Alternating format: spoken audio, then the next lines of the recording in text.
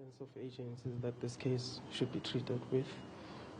I think within the last 2 years, a lot has been achieved from this case. From the conviction of Mr. Malepane and now the conviction and the sentencing of Mr. Shoba.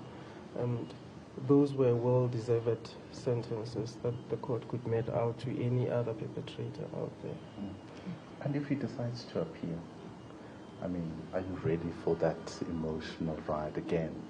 For all intents and purposes, he can appeal until he's blue. I don't think he'll get out. One other question, Madam. Condolences. Okay.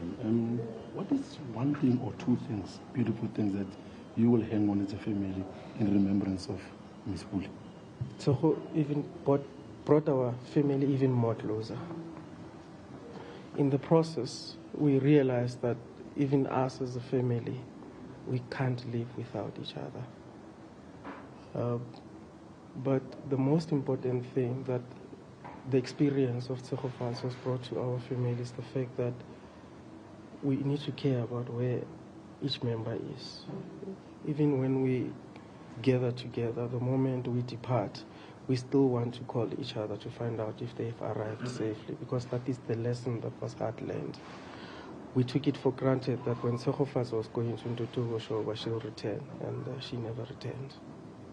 Can you maybe, Mr. Katake, just take me back to those months ahead of June the 4th, which was the last time Pule was seen alive? She was 8 months pregnant. I can imagine the kind of preparation as a family that you had already done. Can you maybe take us back to those moments and just how heartbreaking it is, because it wasn't just Pule that you lost, but you also lost the baby? Yeah, it's heartbreaking. It's so unfortunate that the legal system doesn't recognize the fetus. As long as the fetus doesn't live outside its mother, but they don't recognize. But it's a tough moment, because just this morning we were talking that she could have turned 2, baby Kamano. And it's tough, guys. I don't want to lie to you. It's tough. I think I'm not wishing this to any worst enemy of mine. Yeah. Thanks. All right, that is Tunisan Katake, the uncle of Tshegofatso Pule. As you can see, the family is just getting ready to leave the court, but it was quite emotional scenes that we saw earlier on. I must say, you could really hear a pin drop during the judgment when Acting Judge Stuart Wilson was talking about exactly why he was coming to the conclusion that he did, that Ntuthuko Shoba deserved nothing less than life in prison. The mere fact that Tshegofatso Pule was pregnant was one of the most aggravating circumstances that were brought in that judgment, and the fact that Shoba tried more than once to have Tshegofatso Pule killed on the second attempt. That one was successful.